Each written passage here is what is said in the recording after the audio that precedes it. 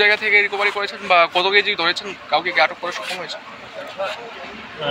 আজকে সকালে আমরা নাকা চেকিং স্টাফ সবসময় আমরা রুটিন ওয়াইজ চেকিং করা হয় এই 41 মাইল নাকা পয়েন্টে।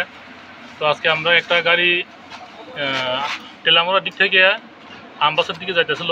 তো আমরা নাকা পয়েন্টে আটকানোর পরে ড্রাইভারের কাছে কাগজপত্র দেখছি, আর গাড়ি চেক করার পরে গাড়িটা আমরা একটা সিক্রেট চেম্বার পাওয়া গেছে, যেটা গাড়ির পিছন বডি সাইডটা পুরাটার আলাদা একটা লোহার সিট দিয়ে পুরা বক্স বানাই না। তো এরপর আমরা ড্রাইভারের জিজ্ঞাসা করার পরে ড্রাইভার এই বিষয়ে কোনো স্পষ্ট দিতে পারে নাই।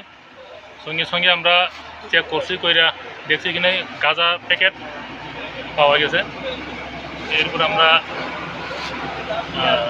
SDM, আমরা DCM আর বিডিও ম্যাডাম, SDPO ম্যাডাম সবাই ঘটনাস্থলে আছে, স্পটে আছে। তারপরে আয়রন কাটা গাড়ি থেকে গাঁজা বাই করা হয়েছে। স্যার কতটুকু গাঁজা রিকভারি হয়েছে? গাঁজা 570 কেজি গাঁজা রিকভারি করা হয়েছে। বাজার মূল্য কত? বাজার মূল্য আনুমানিক 1 কোটি 14 লক্ষ টাকা এরকম। গাড়িটা তো দর্শন কোন সময়? গাড়িটা সকালে ধরা হয়েছে। কিন্তু আমাদের তো খবর আছে গাড়িটা কালকে রাত্রে ধরা হয়েছে। কোনো কালকে রাত্রে না। আমার কাছে তো স্যার মানে প্রুফ আছে কি, মানে গাড়িটা কালকে রাত্রের থেকে মানে থামানো আসলো এবং আপনারা এখানে জানেন যে এখানে গাঁজা আসলো, এরকম একটা